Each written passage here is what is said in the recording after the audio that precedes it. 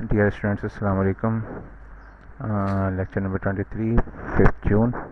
अच्छा, आज हम चैप्टर 9 को फिनिश करने वाले हैं और मैं आपको ये वाले न्यूमेरिकल्स करवाऊंगा और बड़े आसान से न्यूमेरिकल्स हैं और रिव्यू क्वेश्चंस हम इसको डील करेंगे। तो it is going to be इंशाल्लाह वेरी शॉर्ट लेक्चर टुडे। और फिर हमारा lecture number 10, chapter number 10 start होगा। एंड चैप्टर नंबर 10 के अंदर कोई थ्योरी नहीं है, सिर्फ और सिर्फ जो ये कॉन्सेप्ट्स आपने पढ़े हैं चैप्टर 9 में, उसकी प्रैक्टिस चैप्टर नंबर 10 में है।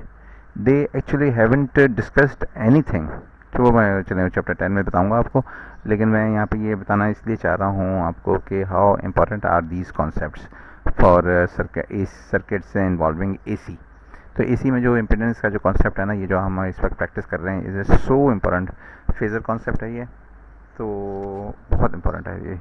तो अगर ये हमने अच्छे तरीके से कर लिया तो then we will have no problem in chapter number 10।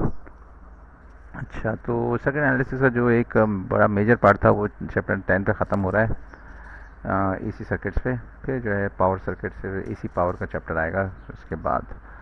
Right, so let's start problem number 9.39। अब 9.39 में क्या करना है कि जेड इक्विवेलेंट मालूम करनी है। अब यहाँ पे सप्लाई दी हुई है, जेड इक्विवेलेंट यहाँ पर होगी इस पॉइंट और इस पॉइंट के दरमियान, और उसकी मदद से find Z equivalent circuit and use that to find current I. तो ये करंट आई मालूम करना है। This divide by the Z equivalent circuit will be the current I. So I will be just showing you the solution for it. Yes, this is 9.39। ये देखिए 9.39 है। और इसको और भी जूम लेवल थोड़ा सा मैं कर देता हूँ। अच्छा, देखिए कैपेसिटर है और इंडक्टर है। कैपेसिटर की जो रिएक्टेंस होती है और इंडक्टर की जो रिएक्टेंस होती है वो पॉजिटिव जे के साथ होती है, और कैपेसिटर की जो होती है वो नेगेटिव जे के साथ होती है। क्योंकि कैपेसिटर की जो इम्पीडेंस होती है वो होती है कैपेसिटर सर्किट की, यानी कैपेसिटर रेजिस्टर के साथ वो होती है 1/j⍵c। तो क्योंकि नीचे होता है जे तो वो ऊपर आता है तो नेगेटिव हो जाता है, और इंडक्टर की होता है j⍵L, तो ये j⍵L ऊपर ही रहता है, तो ये ऊपर ही होता है। अच्छा, ये -j14 है, ये +j15 है, तो ये ऑटोमेटिकली क्या हुआ, दोनों को ऐड कर दिया। दोनों के सिर्फ इमेजिनरी पार्ट्स हैं, रियल पार्ट कोई नहीं है। तो 25 -14 इज़ 11। तो ये दो जो सीरीज पार्ट थे वो 11 में कन्वर्ट हो गए, और अब ये पैरेलल में है 16 के। तो पैरेलल का फॉर्मूला आपको पता है कि 16 पैरेलल विद j11। j11 के साथ आपने इसको मल्टीप्लाई भी कर दिया, दोनों का एडिशन से सब्ट्रैक्ट कर दिया, तो कैलकुलेशन की आपने कैलकुलेटर से, and then you just found out that it is equal to this value. अच्छा, अब क्या है कि ये जो पैरेलल में है ये इसके साथ सीरीज़ में, तो इसकी वैल्यू क्या है 4 + j20। क्यों, ये रेजिस्टर है, ये इंडक्टर है। ये इंडक्टर जो होता है वो j⍵L होता है। तो अब j⍵L, तो ओमेगा की यहाँ पे इसलिए ज़रूरत नहीं है कि उन्होंने ऑलरेडी जो है ना इसकी रिएक्टेंस दी हुई है, हमें कैलकुलेट करने की ज़रूरत नहीं है। यहाँ पे इंडक्टर नहीं दिया हुआ, अगर इंडक्टर दिया होता तो j⍵L करते, लेकिन इंडक्टर तो है ही नहीं यहाँ पे, तो डायरेक्ट इसकी सूरत में इम्पीडेंस दी हुई है ये 20 हो गया ⍵L। अच्छा, इसको इसमें ऐड कर दिया तो 4 जो है रियल पार्ट में ऐड हो गया और 9 हो गया, और 20 ऐड हो गया इमेजिनरी पार्ट में, तो 7 से 27 हो गया। And this is your answer. इसको पोलर फॉर्म में लिख लिया और ये इसको टाइम डोमेन में लिख लिया, फेज़ यहाँ पे लिख लिया और मैग्नीट्यूड यहाँ पे लिख लिया। ये इस तरीके से आंसर हो गया। अच्छा, इसके बाद हम 9.61 करते हैं।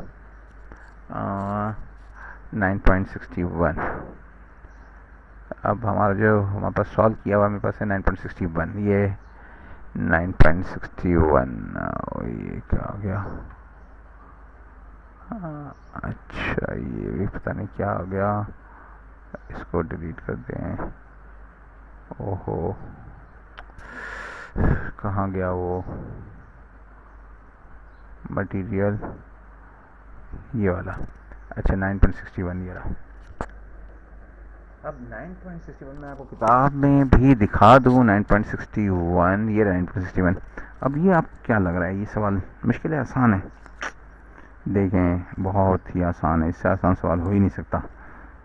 लेकिन ये कि कॉन्सेप्ट है, इसलिए मैंने इसको सेलेक्ट किया for you to just look at it, और मैंने इसको सॉल्व किया और सॉल्व भी इसको वन स्टेप में किया है, सिंपल वन स्टेप में. These all impedances are just in parallel. तो ये सारी पैरेलल में है, तो इसका मतलब है कि आंसर क्या होगा. ये parallel this in parallel with this in parallel this with parallel this. इसका मतलब है कि 1/z द टोटल इम्पिडेंस इस पॉइंट और इस पॉइंट के दरमियान, it's going to be the inverse of the individual impedances. तो ये इंडिविजुअल इम्पिडेंसेस को हमने रिवर्स कर लिया और इनको एज इस कैलकुलेटर में डाल के 1/z कर लिया लास्ट में. तो ये z आ गया 1/1 + 0.5i और ये आंसर मैच कर रहा है किताब से. तो this is completely a calculator one step solution. अच्छा 9.62 देख लेते हैं. 9.62 पहले हम देखेंगे किताब में कि 9.62 है क्या चीज़. अच्छा ये है थोड़ा सा सवाल ऐसा जिसमें आपको समझने की ज़रूरत है कि एक सप्लाई लगी हुई है डिपेंडेंट सोर्स और इम्पिडेंस मालूम करनी है इस पॉइंट से. डिपेंडेंट सोर्स लगी है, इसका मतलब यह है कि we just can not find out the impedance directly. तो हमें यहाँ पे कुछ करना पड़ेगा. थेवेनिन इक्विवेलेंट मालूम करने के लिए जहाँ पे हमारे पास डिपेंडेंट सोर्स लगी होती थी, हम क्या करते थे, यहाँ पे एक सप्लाई जोड़ देते थे. तो वही हम एग्जैक्टली यहाँ पे करेंगे कि इम्पिडेंस मालूम करने के लिए यहाँ पे एक 1 वोल्ट की सप्लाई लगा देते हैं. क्योंकि ये डायरेक्टली नहीं कर सकते क्योंकि यहाँ पे डिपेंडेंट सोर्स लगी हुई है. इस डिपेंडेंट सोर्स का मैग्नीट्यूड कितना है, 2 × V. V ये जो है ये वाला वोल्टेज है across the 50 ohm resistance is the V. तो ये डिपेंडेंट वोल्टेज सोर्स है और 10 किलो रेडियंस पे ये ऑपरेट हो रहा है. 10 किलो रेडियंस पे रेडियंस. तो अब हमने इसको सॉल्व करना शुरू किया.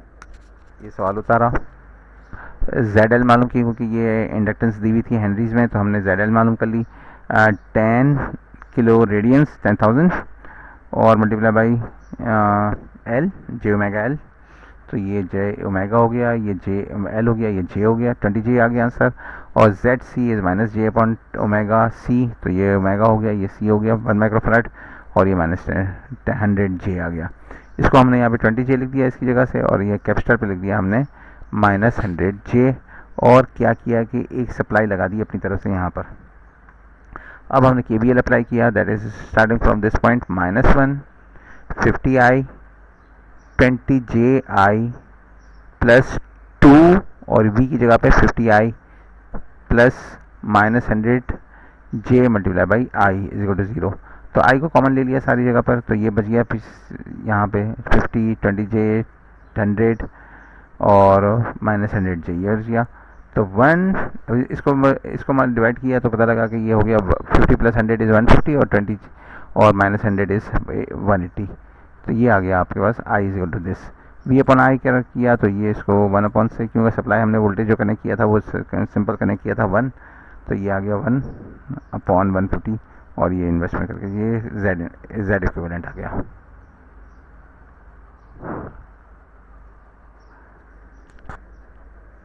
अब हम सॉल्व करते हैं 9.87.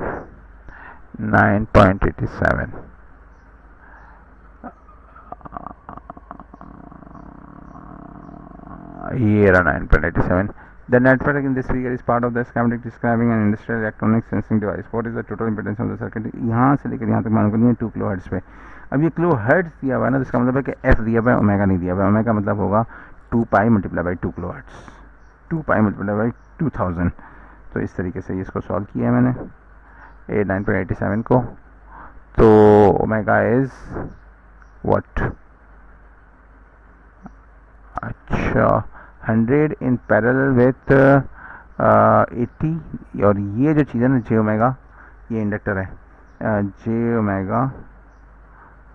ओमेगा की वैल्यू रखनी पड़ेगी यहाँ पे, ओमेगा की वैल्यू नहीं रखनी. और ये इंडक्टर की वैल्यू रख दी है 10 हेनरी और ओमेगा की वैल्यू है 2π2000. वो वैल्यू पुट करके हमने इसको इसको जब 100 से मल्टीप्लाई किया, 2π से मल्टीप्लाई किया, 2π मल्टीप्लाई बाई 2000, तो ये आ गया 125. वो करके नहीं दिखाया लेकिन आप मल्टीप्लाई कर लें 10⁻³ मल्टीप्लाई बाई 2π मल्टीप्लाई बाई 2000 ही ओमेगा की जगह पर यहाँ पुट कर लेंगे. ये वैल्यू आ गई. इसको पैरेलल में सॉल्व करना था, दिस पैरेलल विद दिस, और फिर डिवाइड कर दोनों में ऐड कर दिया नीचे से. तो ये जो 80 था वो 100 के साथ ऐड होकर 180 हो गया और जो ऊपर 125 था वो एज इट इज़ रहा. तो ये इसका पैरेलल कॉम्बिनेशन का ये हमारा पास रिजल्ट निकल आया. अब ये जो चीज़ है ये पैरेलल में है किसके, इसके 50 और minus J 2 pi 2000 divide by 2 that is 2 microfarad. अब इसको हमने जब सॉल्व करना शुरू किया कैलकुलेटर की मदद से तो इसको मल्टीप्लाई में लिख दिया और नीचे ऐड कर दिया इन दोनों चीज़ों को, तो ये आपके पास आ गया 62 प्लस 50, तो ये हो गया 112 और ये ऐड कर दिया हमने 26 और 39 और एक जो है ये नेगेटिव है तो ये आ गया 13, तो इस तरीके से ऐड कर दिया और फिर इसको पोलर फॉर्म में लिख लिया और ये हमारे पास आंसर आ गया।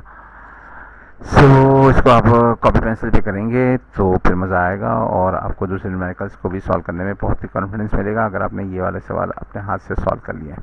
अच्छा, अब रिव्यू क्वेश्चन की तरफ हम चले जाते हैं। Which of the following is not a right way to express the sinusoid a cos omega T. एक कॉस ओमेगा टी को हम कौन से वाले तरीके से नहीं शो कर सकते। देखें इसके अंदर एफ लिखा हुआ है यहाँ पे ओमेगा की जगह, तो ये हो गया ओमेगा की जगह 2 पाई एफ। यहाँ पे इन्होंने लिखा है 2 पाई अपॉन टी, तो ये हो गया 2 पाई एफ, यानी वही हो गया टी इजिकल टू 1 अपन।